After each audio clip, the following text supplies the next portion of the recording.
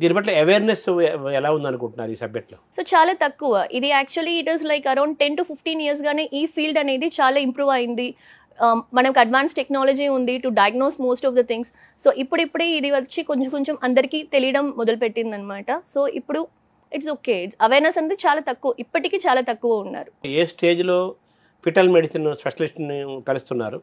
దాన్ని ఎలా చూడాలి? నాకే వచ్చే రెఫరల్స్ చూస్తే ఎండ్ స్టేజ్‌లోనే వస్తారు.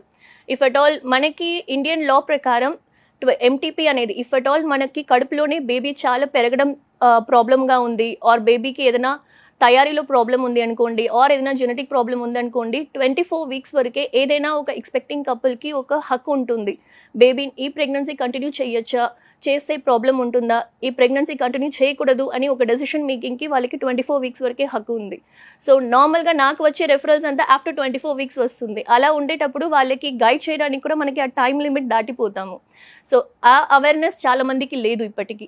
షెడ్యూల్ స్కాన్స్ చేసి ఆర్ షెడ్యూల్స్ విజిట్ చేసి మనము అది తెలుసుకున్నాం అనుకోండి, వాళ్ళకి దానికి తగినట్టు ఒక ఇన్ఫార్మ్ డెసిషన్ మేకింగ్కి మనం గైడ్ చేయొచ్చు.